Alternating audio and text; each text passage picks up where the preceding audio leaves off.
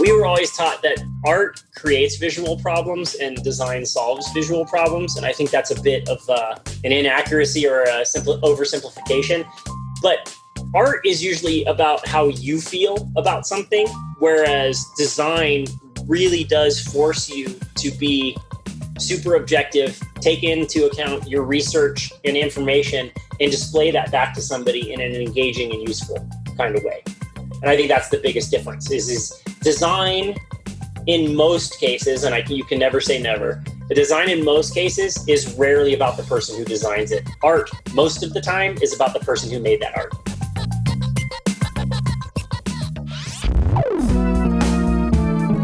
Podcasting from Boulder, Colorado. This is the Baby Got Backstory podcast, where we dive into the story behind the story of today's most inspiring storytellers, creators, and entrepreneurs. I like big backstories, and I cannot lie. I am your host, Mark Gutman. I'm Mark Gutman, and on today's episode of Baby Got Backstory, we are talking to Jay Ferracane from Angry Bovine. Jay is a designer and creative, and as you'll hear in today's episode, he has some very strong ideas about design, its purpose, and place in business, and perhaps some advice to up-and-coming designers.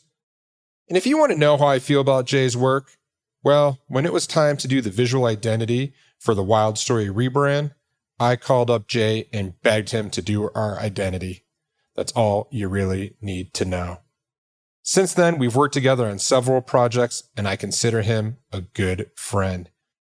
His bio tells us that he's a graphic designer and creative director with over 25 years of experience.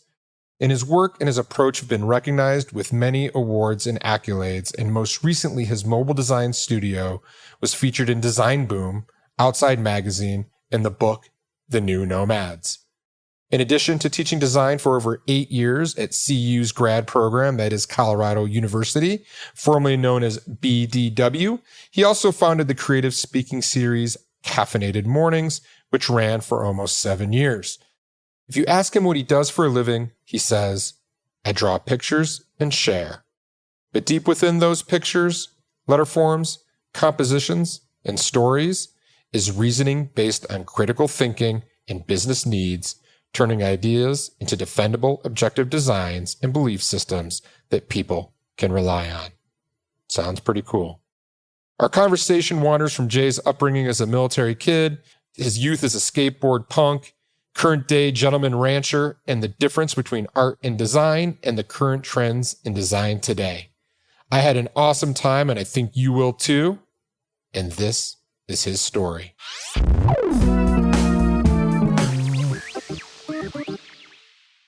I am so excited for today's podcast because I am here with the one and only Jay Ferracane, both my friend and colleague.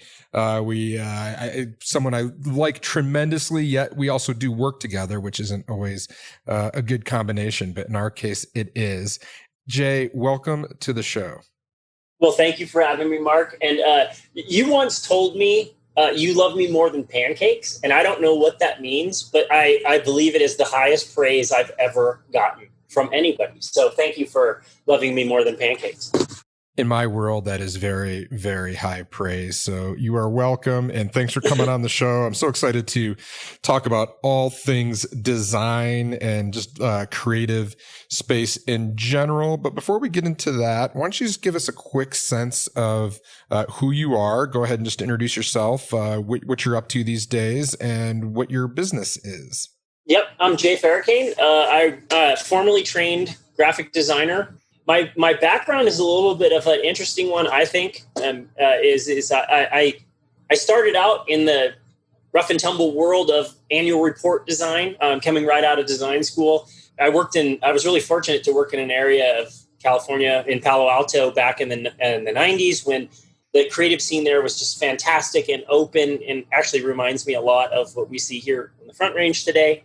Cut my teeth in print, then went to work for probably, if not one of the first 5, maybe, digital agencies only in the Bay Area, a studio called Baby Grand. And we were building websites for companies. And my background in annual reports, I started taking those experiences and putting them on those little CDs that started coming with annual reports. I don't know if you've ever had the displeasure of checking one of those out. And then fast forward, I became a creative director at a few software companies in the Bay Area, which gave me a really interesting lens on what the client is really looking for from design, and how we can help them do their jobs better. That was a big turning point for me in my thinking around design. And then I returned to the agency world for a little bit. We went into a big recession. I made a move. I started my firm, which is Angry Bovine, which I refer to as a design, I guess, co-op, where I partner with lots of great people like you yourself, developers, filmmakers, all that kind of stuff, to help my clients tell their stories and build the best communication we can for them. And I've been doing that for the past 12 years now. So, where'd the name Angry Bovine come from? I don't want you to be disappointed, but it's not going to be nearly as cool as you think. Angry Bovine started out, I was working at a small ad shop in the Bay Area, and this was one of the first .com boom eras. And this agency I was working at worked on a really diverse client base, and it was also the first place I worked at where we didn't have secretaries. We had office administrators, and we were working on a used car account, and that used car account we weren't allowed to call it used cars, so we had to have it be previously owned automobiles. And I don't know, I was angsty and whatever, and a younger designer at that time. And I had been building portfolios around my name, and that wasn't really a cool thing yet. And so again, me being a designer, my striving for objectivity all the time is I felt like whenever I'd build a portfolio around my name, the work that was in it became more about me. So in one of my angsty periods at complaining about what I was working on, probably at the agency, I was in the break room, and Mad Cow was breaking out of the UK. And I said to somebody, can you imagine here with all the political sensitivity around words and things like that, that in the very near future, we might not be able to say Mad Cow at a cocktail party without offending somebody. And I said, yeah, you would probably have to say something like, have you heard about that angry bovine disease? It's terrible.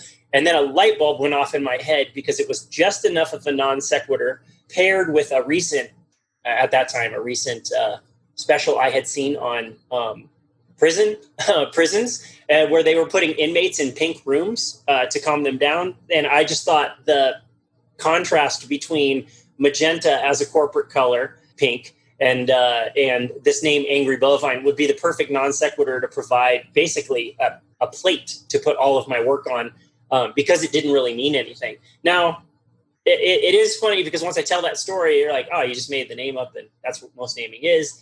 But in the punk rock skateboard kid in me does have a twinge of pride when I go into a physical meeting and somebody says, Jay from Angry Bovine is here.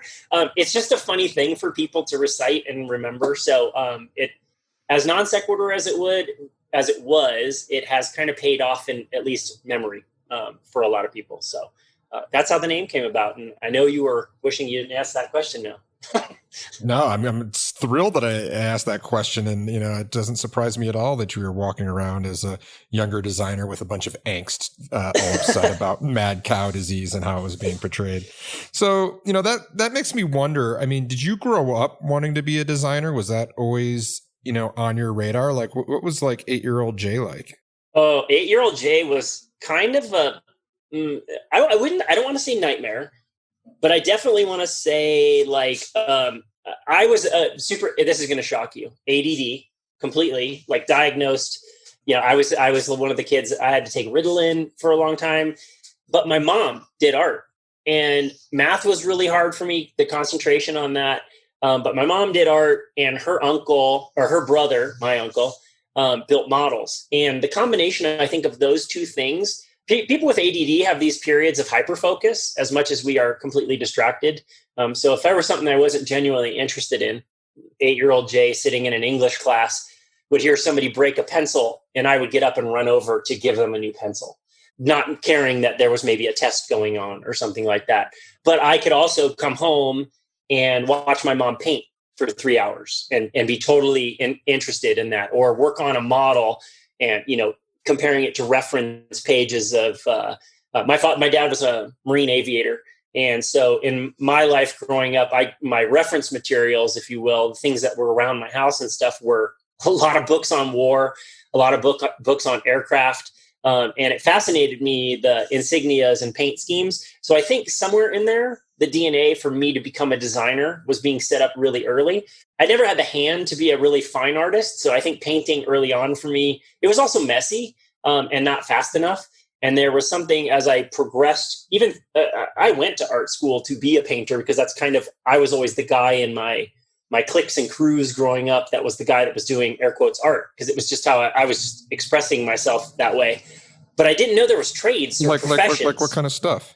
Well, skateboarding for one, your board would become a canvas. The first thing I do, especially once it got scraped up is you'd respray paint it or you'd start writing on your grip tape and you'd put band names on there. And then all of a sudden you cross into the music you start listening to, particularly the music I was into, starting out around the time I was like, 13 or so. I had, growing up in a military family is a little bit of an interesting thing because you are somewhat transient. So you don't have lots of stuff, but the stuff you have, you sit with it in such great detail that you really absorb all of it.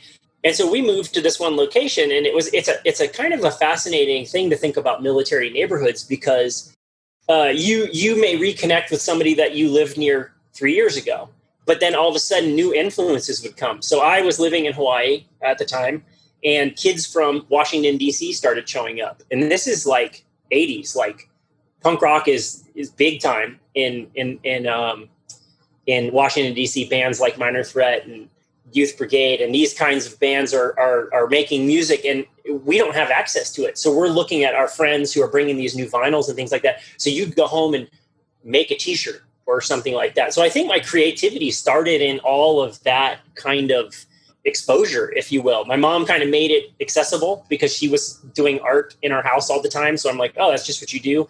Her brother, like I said, who frequently visited us was always kind of, he would like help me draw, cooler airplanes. And then we would talk about model building. And then, like I said, that kind of stretched its way into my skateboarding life. I had these tools, I had paints, I had mark making tools, if you will. And I just started to write on my shoes and you'd write on your jeans. And like I said, you'd make your own t-shirts. And it was a very DIY kind of life for me because I even remember we got into BMX for a little bit and we'd look at magazines and, you'd have these guys in these like cool, coordinated outfits and stuff. And me and the neighbor kid, I remember us trying to sew our own, you remember the movie Rad? Like we tried to make our own BMX outfits and sewing and iron on and that kind of stuff. And we were just making our world. And, the coolest thing was we weren't asking anybody's permission. Can we go buy this thing? We just kind of didn't know any better. So we'd go do it. And so what kind of artist was your mother? My mom painted a lot in oil. And I remember her trying her damnedest to do portraiture and stuff like that. She was always trying to paint pictures of me and my sister. I know she has this, there's an unfinished painting somewhere in my attic that is of me and my sister that are literally they're probably, I don't want to say it was canvas boards and they're probably half an inch thick because she just kept trying to fix stuff. And maybe in just telling you that, I think that probably is another trait that I've learned. And it's been one of my successes in design is that adequately talented probably is how I would describe myself, but I'll generally outlast most people through the most enduring times and events. And I'll just keep trying. And my mom was a lot like that too. So. And so where do you say that you're actually from? You mentioned you moved around a lot. I mean, is there a place where you actually feel like you were from, or are you a bit of a nomad? I think I'm a bit of a nomad, but I would say a lot of my respect and ethics around how people should behave and stuff was kind of really formed in Hawaii, growing up in Hawaii, because I was a minority there. And it's tribal in the sense of, you go to surf at a spot, you've got to show respect to locals and get in. Skateboarding was the same way. You go to a local skate spot and you can't just be this loudmouth jerk that shows up and pushes everybody out of the way. You've got to be somewhat complimentary and respectful. And I think that that's one thing that, I really took with me. And after living in Hawaii, I moved at 16 years old. I moved from Hawaii to Japan, of all places. And that was a really interesting experience because in some way, you're in a foreign land, right? Like literally you can go off base. On base is like, it's like living, where you live today. You've got your supermarket, you've got a convenience store, you can go get sodas. There's usually like, hamburgers and whatever. But going off base, literally we'd jump the fence and you'd have your skateboard and some money in your pocket to ride the bus wherever. And it was kind of the coolest license as a kid. So I would say I was probably, my most formative years were spent in Hawaii. But I think moving to Asia made me really realize that the world's a lot bigger than just where we live. And then I came back to California at a fairly young age to start going to school and stuff like that, and really just started to learn how to take care of myself too. So I think all three of those areas in combination have made me who I am today. A lot of people look at me and meet me and they're like, "Oh, dude, you're California through and through." But I really think a lot of my background comes from what I learned in Hawaii. So you're like a Hawaii, Asia, Cali kind of mix. Yeah, definitely Pacific. Maybe that's how I describe myself. And so at that time, when you're growing up, you mentioned that you're, expressing yourself through skate culture and rad with the greatest bike race park feature of all time, the cereal bowl that you ride through, and then off the diving board spoon. But we'll leave that for another podcast. Are you getting in any formal art training? Are you taking art classes in school? Do you have any role models to say, hey, I can make a career out of this? Oh yeah. Well, role models probably less so, but man, there was a lot of signals pointing at my path. And I recently had this discussion with a guy who runs an agency out in New York, and we were kind of both talking about being ADD and growing up and the things we were interested in. And the ADD, the thing that I've learned about ADD, the way the ADD mind is that we are able to process stuff a lot faster than most people. The problem is it gets kind of archived. It comes in and gets archived in what they call midterm storage. So it's kind of hard to access. So that's why a lot of people with ADD aren't great at things like math. They can do it, just takes a little bit more work. But back to your question, the things that I was absorbing so much, digesting every single skateboarding magazine I could get my hands on, every single surfing magazine. I was, in terms of influences, when I went to, I think my parents maybe even realized that hey, at least he can draw.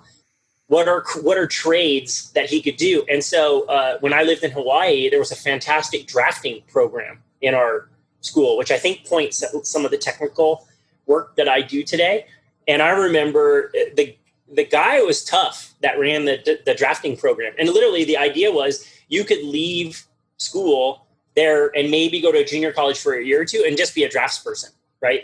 That was a big industry. Hawaii was going through a building boom. They needed people to draw plans.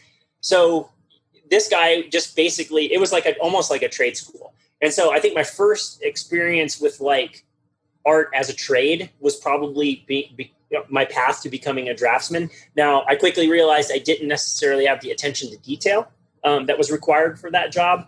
And so then I probably moved on to art. But before I ever knew about design, at this time, living in Hawaii, I would get Transworld Skateboarding, and every Transworld Skateboarding magazine I got, the first thing I did was I cut out the table of contents.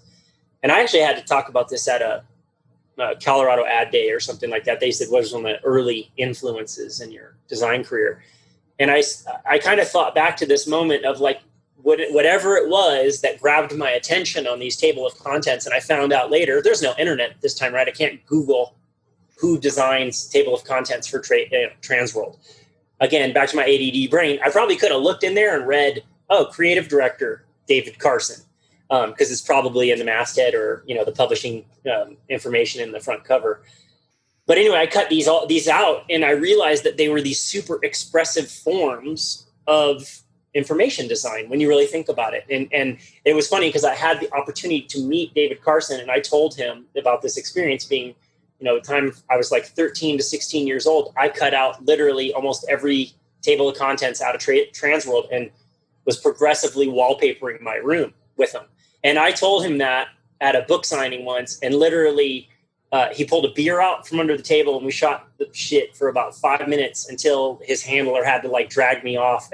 But we started talking about surfing and all sorts of stuff because he surfed. But I think my earliest influences was drafting and then those experiences with Trans World Skateboarding Magazine. Now, the problem is like, and I think this is the coolest thing, that designers today is if they get excited or inspired by someone, they have this ability to find out who that is. And through social media, there's a good chance they could talk to those people. You know, if I ever found out who David Carson was at that time, you know, the act of getting in touch with him would have been vastly different.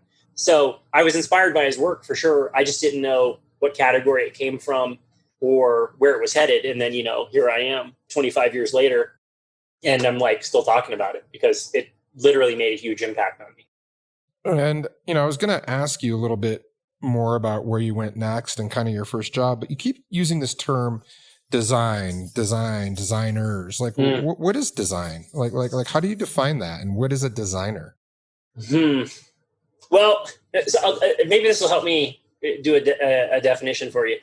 When I went to art school, I had this kind of, I'm going to call it a 3-step, and I'm making air gestures here that you can't see, but I had this 3-step experience in school. I went to art school. And then at some point in art school, I've always been a guy that just likes to go to work. And at some point in art school, I said, when do I get to go to work? Meaning like, when do I stop coming to classes? When do I stop dicking around? When do I just start to do some real stuff? And then after enough conversations, they realized like most art students just go back to school. Like you maybe get a grant and you become a graduate student, or you apply for a doctorate and you do some sort of thesis in art. And that wasn't for me. Like I really didn't like school, and the irony is I teach today. And I think that's probably some sort of cosmic punishment for the way that I acted in school. And that is another podcast. But then I went, somebody said, hey, I kept putting messages in my painting. Like I'd paint words and stuff in there. And my art teachers kind of get on my case because they were like, hey, you need to let your viewers, you know, fill out the story. And I'm like, but this is the message I want to tell. And so then they're like, have you ever taken any typography courses? And I'm like, I don't think I can even spell that, but what is that? And so then I went and did a typography course. And then somebody had told me, hey, by the way, if you kind of like don't want to do fine art, have you ever thought about illustration? And we had a really good illustration program at San Jose State. So I'm in illustration, I'm doing a little bit of typography, a little bit of illustration. And then it dawns on me, I'm like, okay, here I am in this situation again, and I want to go to work every day.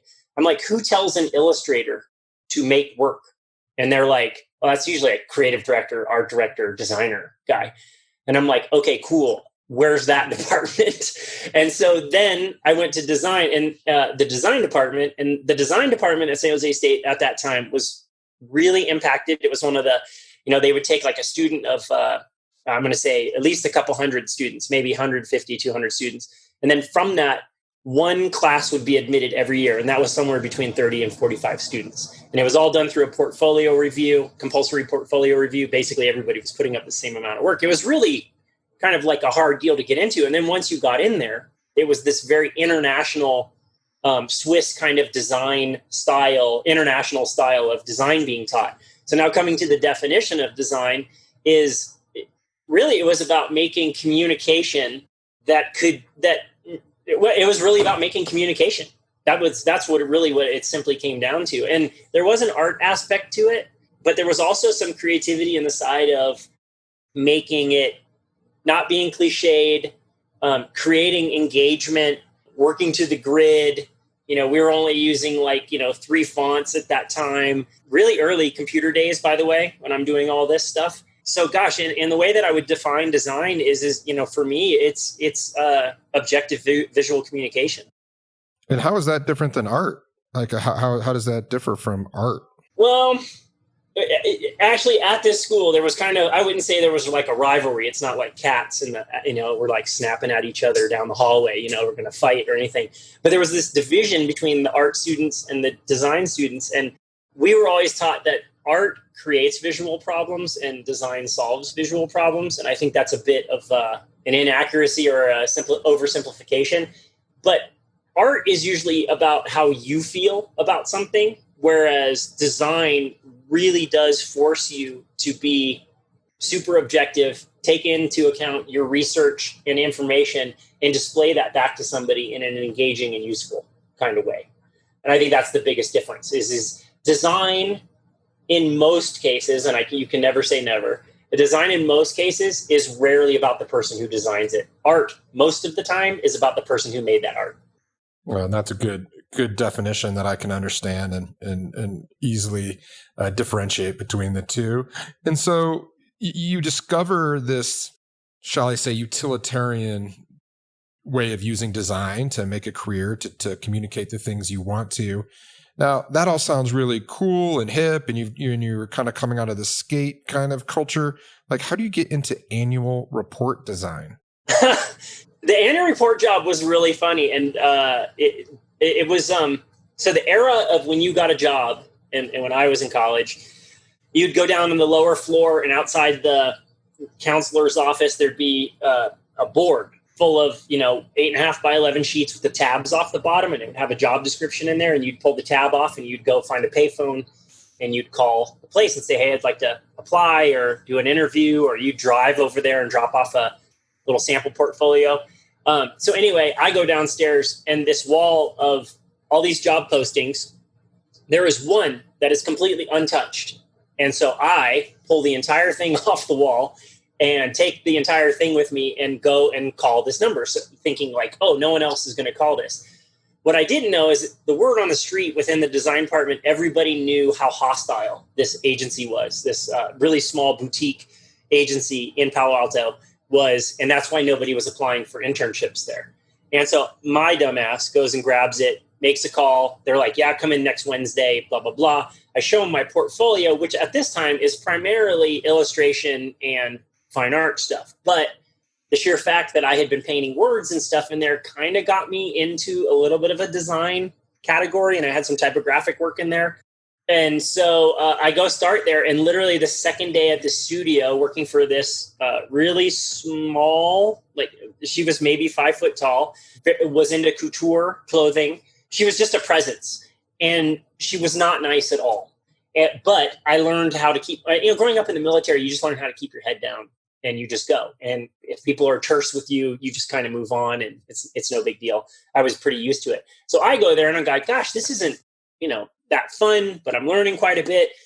Well, day 2, I show up, the entire staff of the agency quits. And so I'm in design school, getting ready to get out of design school. And at this time, there'd be this exodus every year from the design school, and everyone would go out into the market, and you all had the same portfolio. And as a guy who just wanted to go to work, I'm like, well, if I stick it out here, I'll have like a couple pieces that will be like my own. It will be real world work, which will make me stand out in the marketplace. So that year, literally day 1, I go and sit with 3 designers over the course of the day, and they tell me someone was working on like the Yahoo annual report. So that's their IPO. That tells you how long ago this was. We were doing a project for Motorola, and we were doing a project for a food irradiation brand. Now, my career gets into a lot of industries like that. I end up, most people meet me and they go, oh, you're from California and you work in either the record or like motocross industry. I work on a lot of enterprise software or a lot of intangible product kind of things. So anyway, I immediately am given 3 projects that I have to take to print from my second day on the job because there's nobody else left to do it. So talk about your secret to success is when opportunity presents itself, you take advantage of it. And over the course of like the next month or so working at this place, I did take these, I got to finish out these annual reports. So I got to put them in my portfolio. My illustration background helped because I was able to, particularly for the food irradiation brand that we were working on, I had to do these like really kind of like abstract vector drawings that kind of communicated elements that they were doing with their science, air quote science.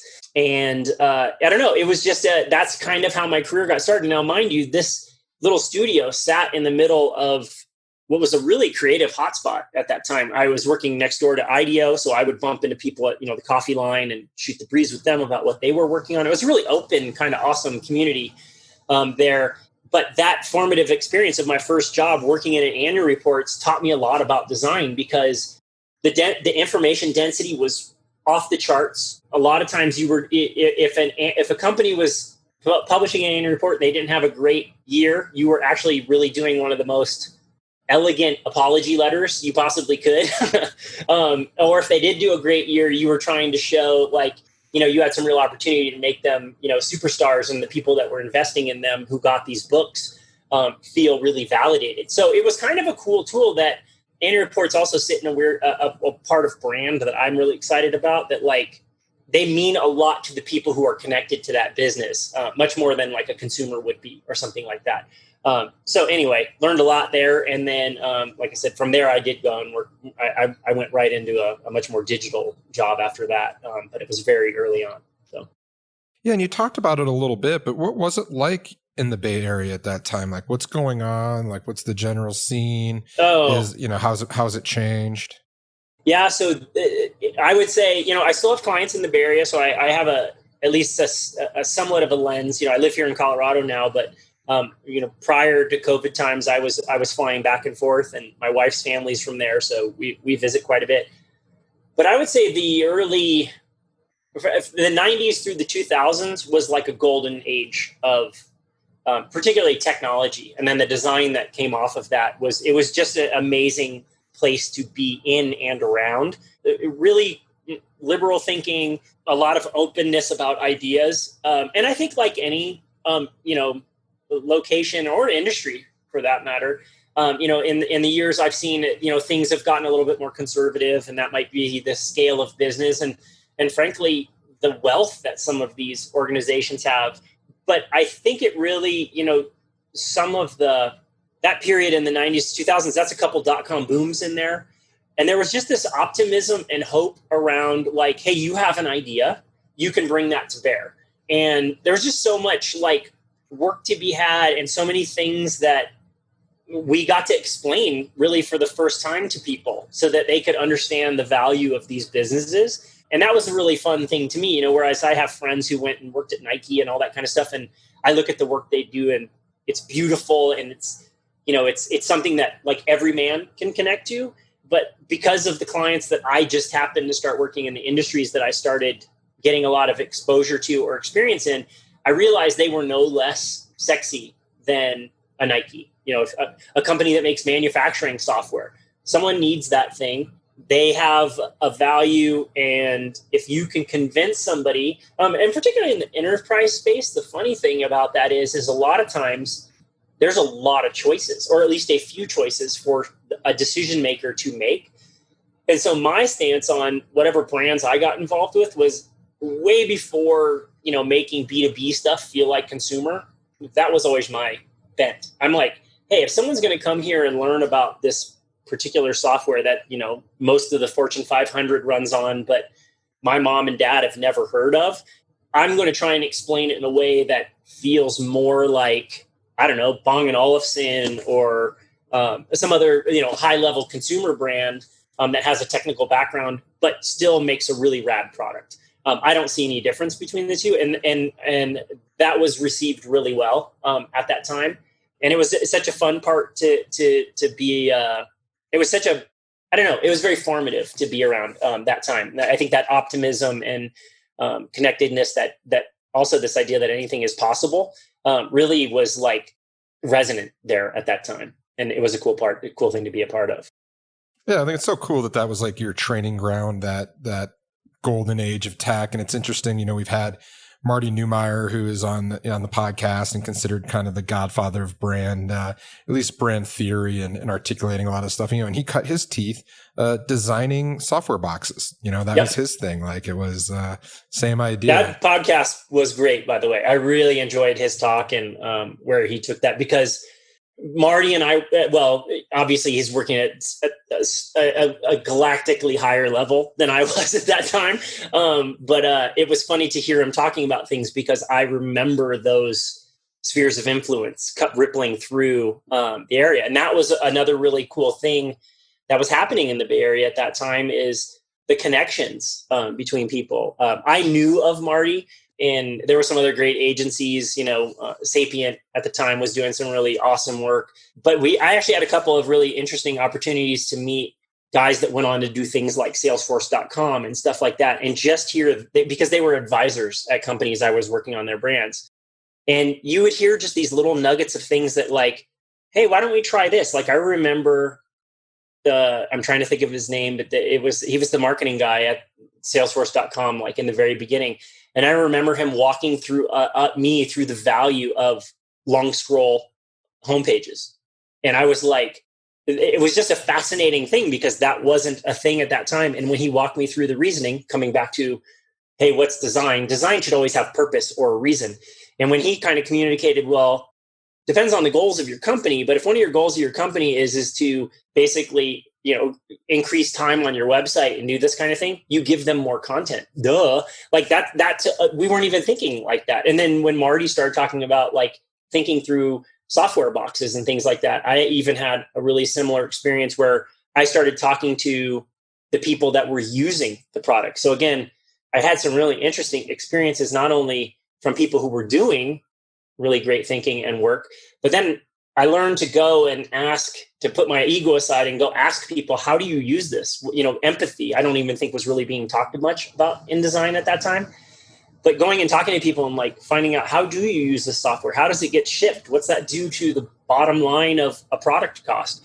And where, Marty's job was to make software more appealing on the Fry's shelf.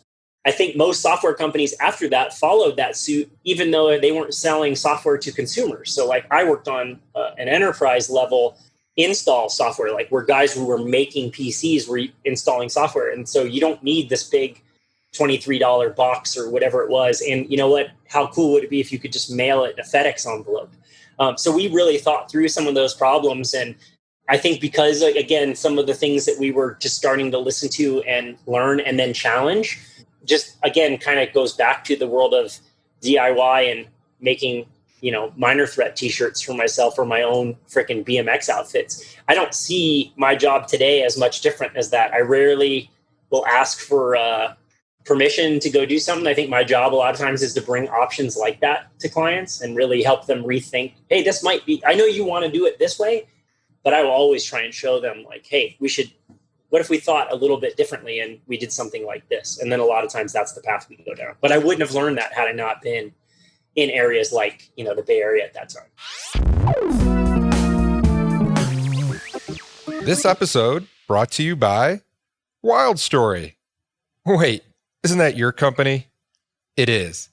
And without the generous support of Wild Story, this show would not be possible. A brand isn't a logo or a tagline or even your product. A brand is a person's gut feeling about a product, service, or company. It's what people say about you when you're not in the room. Wild Story helps progressive founders and savvy marketers build purpose-driven brands that connect their business goals with the customers they want to serve so that both the business and the customer needs are met. This results in crazy, happy, loyal customers that purchase again and again. And this is great for business. If that sounds like something you and your team might want to learn more about, reach out at www.wildstory.com and we'd be happy to tell you more. Now back to our show.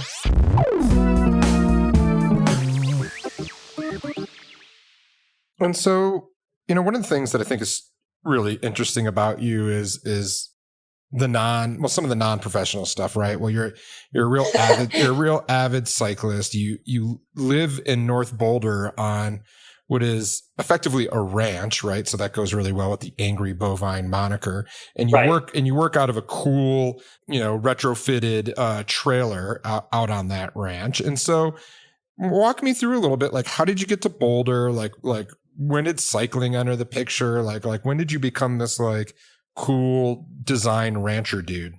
Well, I laughed in the beginning when you said your non-professional stuff, because I think that the second you can start being more about the things that you really enjoy and love and how that affects your work, it does kind of turn you into a better professional, but in some ways it's non-professional. I thought that's where we were going to go with this. But I think that I've always been interested in, I started racing bikes long before I got to Colorado. I was doing that in college, and I've, again, hyperactive ADD. I have energy to burn. And so I got my first mountain bike because my girlfriend at the time, who is now my wife, was into mountain biking, and she's like, you should get a bike. And 3 months later, I'm like, well, I need to go race. I'm going to go enter a contest and, see how I do. And I did okay. I survived, but then I was addicted and started riding competitively. And the one thing that bugged me about cycling, which was kind of funny, was, coming out of 80s and 90s skateboard culture where you had these big pants. I don't know if you remember that phase, big pants and baggy shirts and that kind of stuff. And then I go to start racing bikes and you're in Lycra. And I was like, oh my gosh, I can't have my friends, see me like this. And I think one of my goals down the road, and now that I design cycling kits and stuff, I try and make them, it's still Lycra. You can't make it that cool, but I try and make it feel more like either, surf or skate apparel in some way or another. Long story on the getting from the Bay Area to here. I think at a certain point, a lot of creative people just have to ask themselves how they work best. And then you need to make the decision to live up to that decision.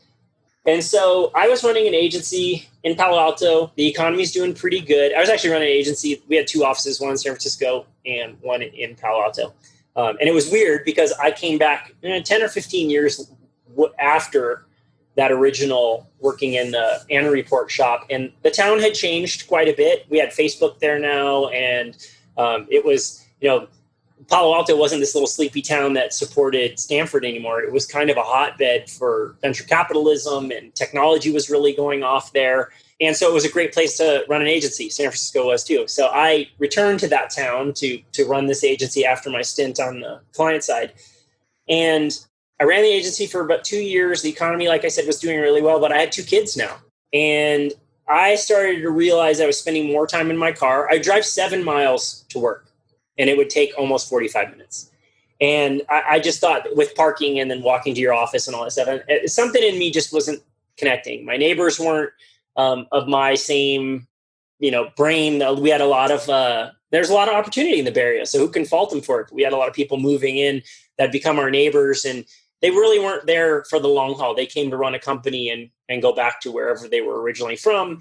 My wife had grown up there, so we had a lot of roots in the Bay Area. And we started to say to ourselves, like, hey, how can we spend more time with our kids and raise them in an area where they can still be kids? Because there was a lot of pressure we felt on kids at that time to be the next tech CEO. And why weren't your kids going to math camp and stuff? And my wife is a very creative individual as well. She does interior design, and she did real estate for years and a lot of staging and that kind of stuff. And now she runs a nonprofit, hence the ranch story, saving Mustangs, the horse, not the car.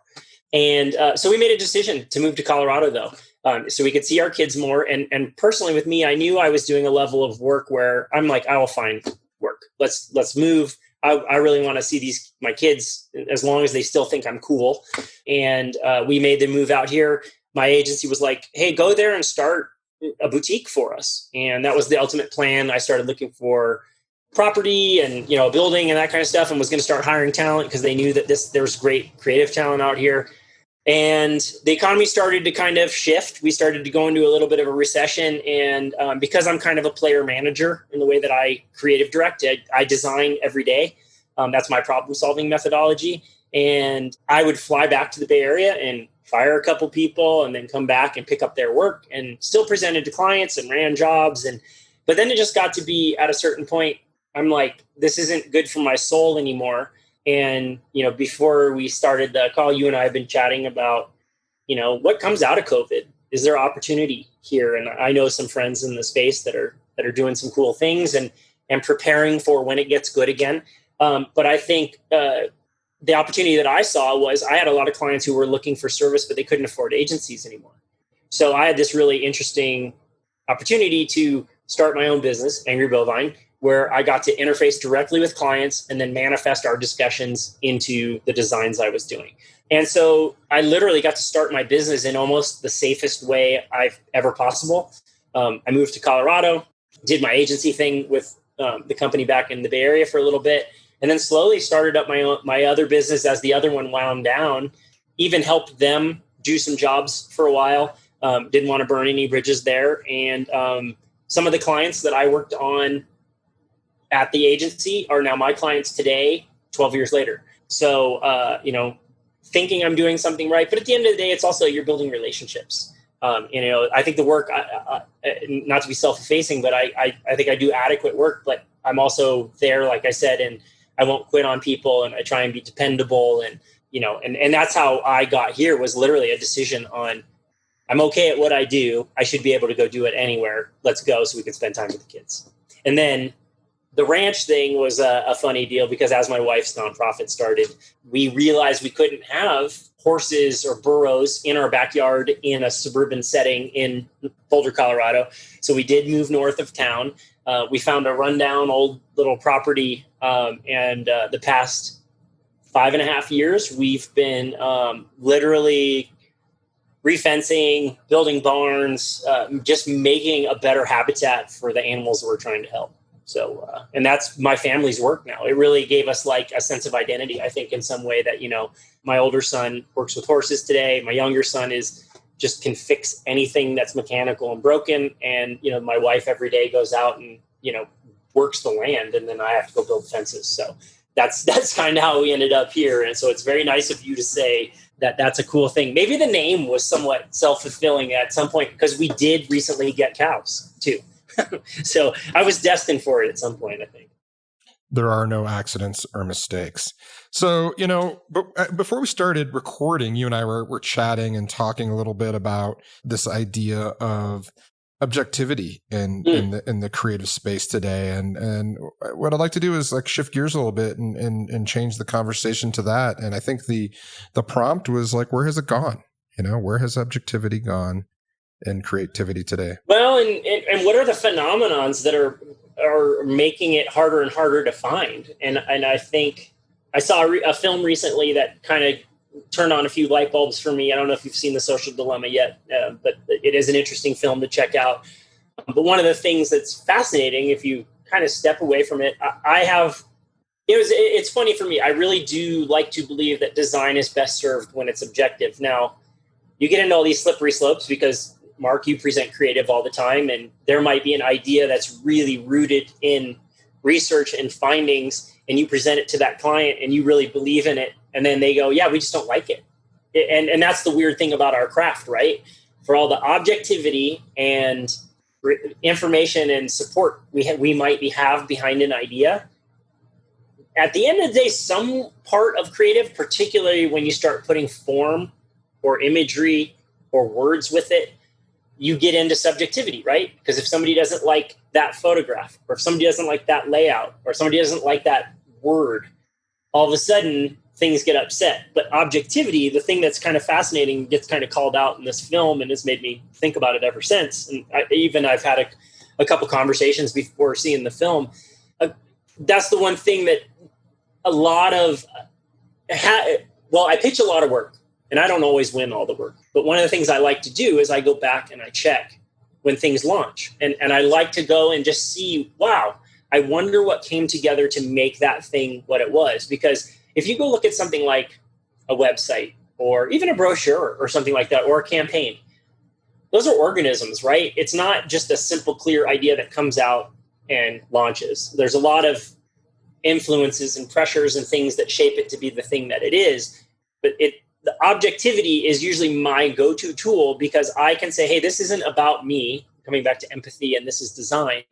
Objectivity is really about like, hey, let's help you, the person that's very close to it, usually the business owner, make some decisions based on being rational and research versus emotional kinds of stuff, which can sometimes be dangerous.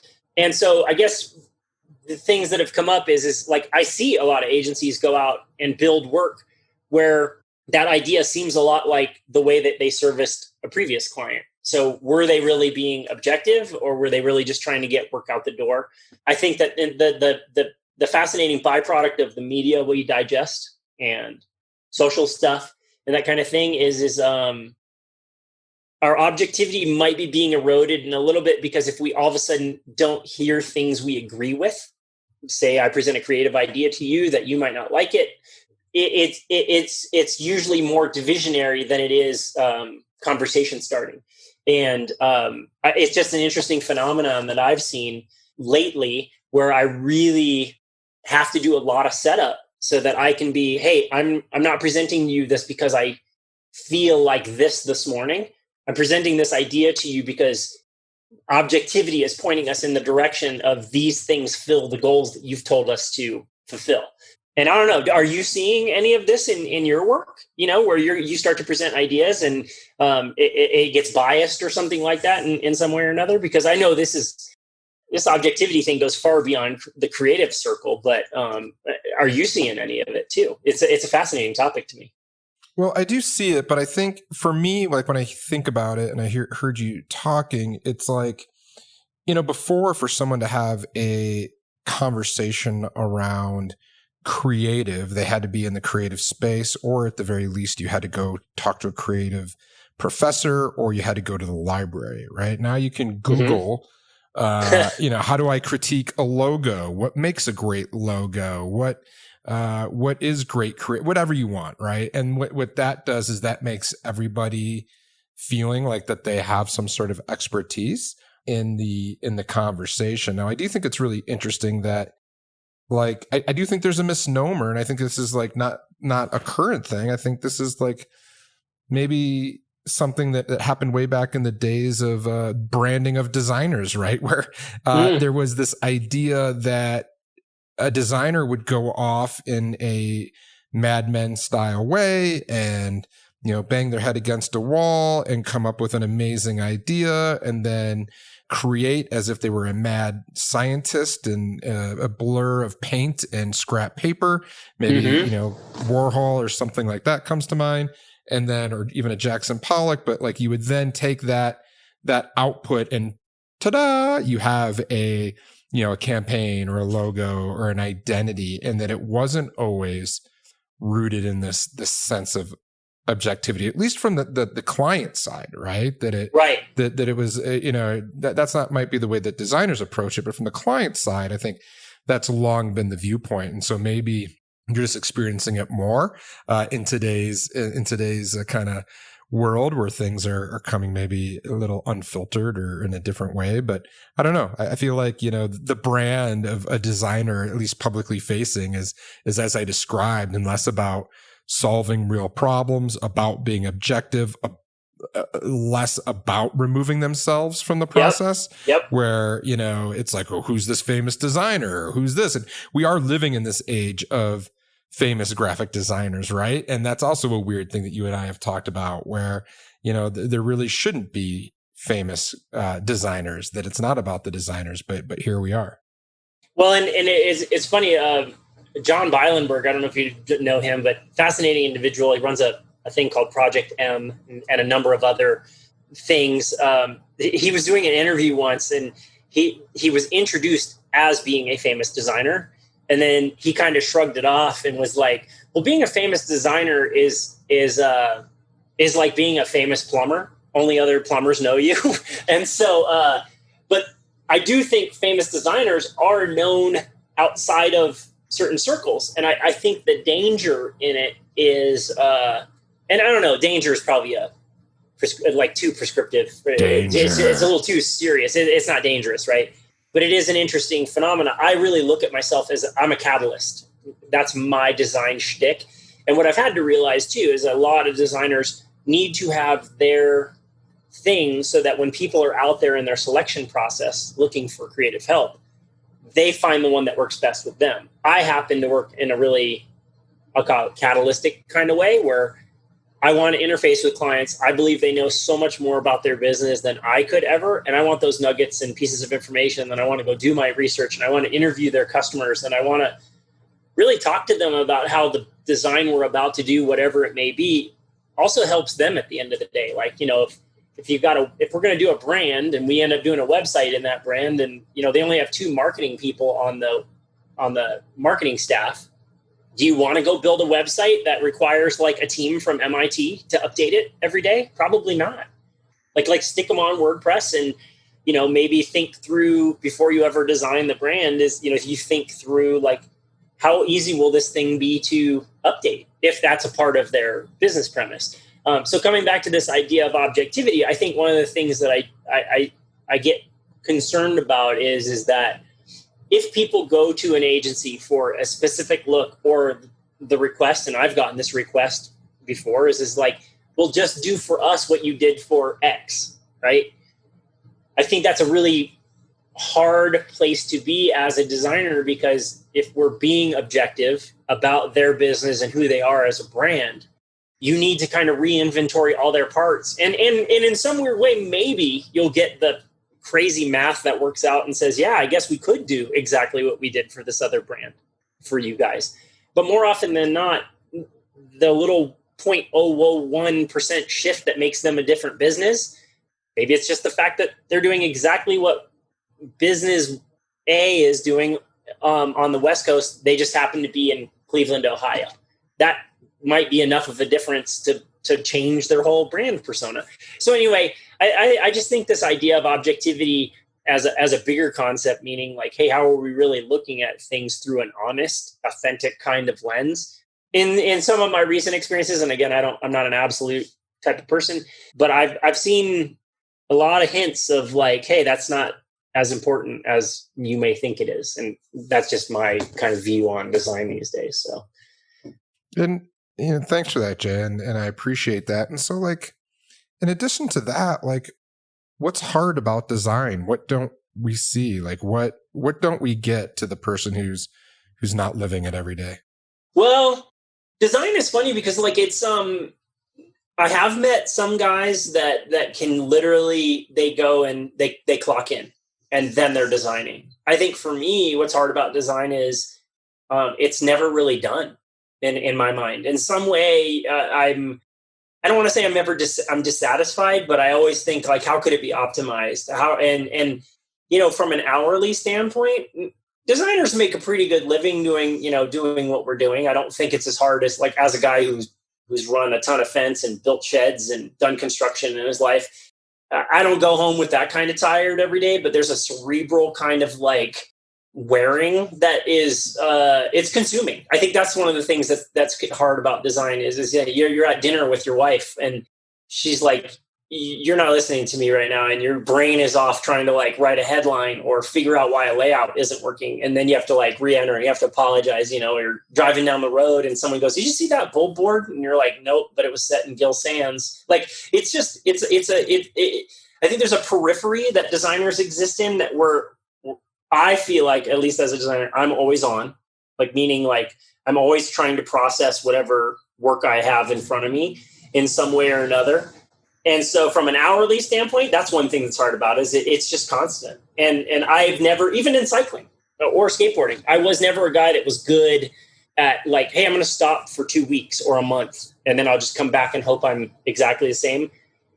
Design has a hand. It has a movement to it. And I recently just started doing a bunch of writing for a brand, and I luckily I had to fill out some paperwork prior to doing that. And I realized how like I just wasn't great at typing because I hadn't been like writing prose for a little bit. And so like, I think that's one of the things that's hard about it. I think that if you pair that with genuinely wanting to do good work, it puts a lot of anxiety on the designer. And I think that's one of those things. I remember when, I'd drop a proposal to a client and job might not start for 2 weeks. I'd start worrying about, will I have good ideas? And I still do that today. Will I be able to solve those problems when it's time to start? And I now, well, knowing enough what I know about myself as a designer, I just know that is a thing. And I have to acknowledge it. And you go, hey, I know you're there, little weird anxiety. And this is going to be how you feel until you really get your hands into it. Back to this writing example that I'm really working on right now. Like I did this thing where you kind of like constantly check email or go look at results of, sports results, and you do anything but work on the thing because you're fearful of like getting started. And so I think my process as a designer to eliminate, air quotes, some of the hard stuff is actually just fucking getting to work and start hammering it out. And even if some of the work is throwaway, I had a painting teacher a long time ago just tell me, I would sit there in front of like a blank canvas or big sheet of paper or whatever. And so what he would do is he'd tell me, like, pick up your brush or piece of charcoal, and he would take my hand and just run it on the paper. He goes, making the first mark's the hardest thing. And then he would just walk off. And I'm like, oh, so sometimes just getting started is one of the things that makes design hard. And I think genuinely, coming back to that idea, is like, you want to do a good job. Most creative people care for a couple reasons. A, you want to do a good job because someone's paying you good money to help them communicate their thing. B, you get into the, I'm going to call it the Andre 5000 world. Wait, is that an Outcast reference? It's an Outcast reference. You're only funky as your last cut. And I'll tell you one thing that I've really learned, or at least been re-exposed to it, is just because I guess most creatives should never, ever really get comfortable that they have to no longer prove themselves, because that's a really dangerous place to be, because I think as creatives, we are always proving ourselves. That's really our job. Hey, we've given you this problem. Show us how you're going to solve it. That's proof, right? And so that second feature in there, the you're only funky as your last cut, comes back to caring about the work you do, but you also want to do really great work because you know that work that you're doing at that moment ensures more work comes down the road, because this is such a referral kind of world too.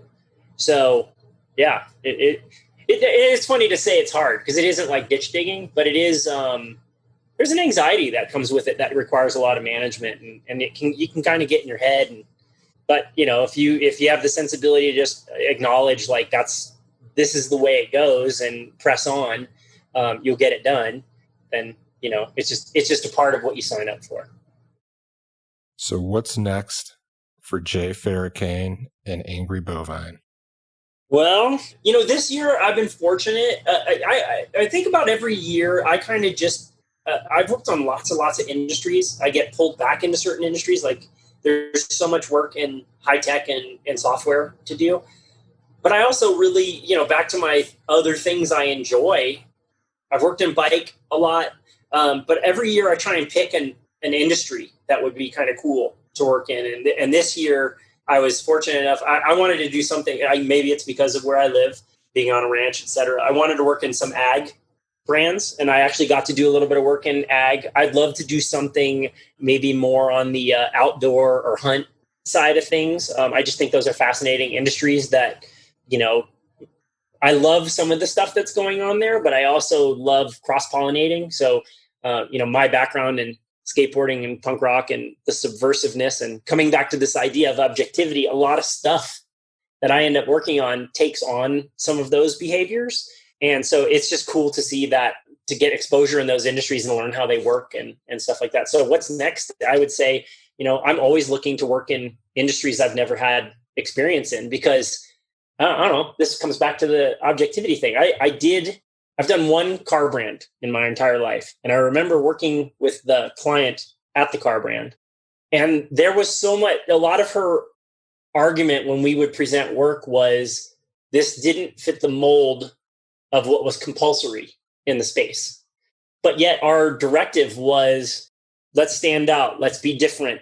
All of these things that were kind of contra to what she was kind of coming back to, like, it's not done this way. And so to me, as somebody who I am proud of the fact that I get to work in lots and lots of industries, because again, back to that point of objectivity, and every brand is its own thing, even if it's in the same industry, is really important to kind of start to look at and go, how are we going to solve this problem? What's unique to you guys? And let's just take it from that standpoint versus, here's what everybody's doing in this industry. Can you make us just like them?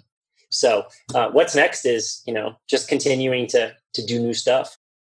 Well, as we come to a close here, Jay, it makes me, instead of kind of our normal closing question, I got a different one. Do you have a project or something you've worked on, minus anything you've done with me, that you would earmark or point out as your favorite, something that you think of real fondly of, something that you're particularly proud of? What is it, and what does it look like? Yeah, I have a couple soft spots. Two come to mind. One, because I love bikes. So we got to do some work for Cannondale where they were really shifting big thinking in their brand, and I still see effects of that today. And I would think that's the coolest thing as a designer, is to see lasting impact in what you do. I think one brand that I'm really, really proud to have worked on was some of the very formative stuff for Strava. If you know the running and cycling platform, did the original identity for them. And I tell that to people sometimes and they go, wow, that's so cool. And blah, blah, blah. But, when I did that original identity, that was literally like 8 people in a rented office space on Sandhill in California.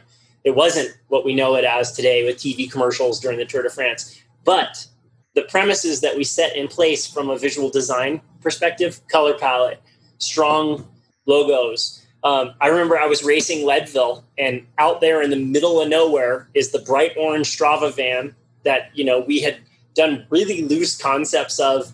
And this icon that we had built in, now coming back to Reason, this icon was if you look at the logo type of Strava, it has all these up and down arrows. And if you know anything about Strava, it's about performance.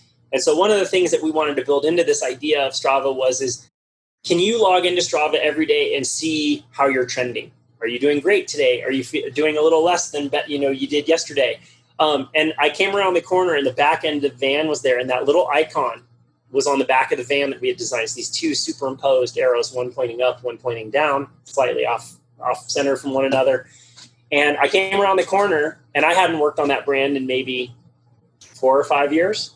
And there it was, still there, still present, still physical, and communicating from very early on. And that's the thing I get the most excited about with the brands I get to build is and you as a brand strategist, you know this too, that like I think a lot of times the misconception of brands or branding in particular is, hey, when you write a brand, it tells us how to use our logo. Nope. Brands should be about how you run your company. Logos are the signals that bring people to the company. Or branding is the signals that bring people to your company. But I'm always really pleased when I get to talk to decision makers at a brand I've worked on. And, they use the brand to make business decisions. They use it to still manage like their branding. Are we using the right color palette? Are we using the right fonts, et cetera? But more importantly, are they using the brand as like a decision-making tool? Hey, if we said we're the most trustworthy company or we're the most human company, and then they all of a sudden, note to save a buck, they automate their entire, customer service platform or something like that. That might not be the best decision for that brand. So I think that's my sweetest thing that comes out of what I do on a daily basis is, the impact it has on a business, the longevity, seeing it out there in space is really rewarding for me. And Strava is probably one of the best examples of that.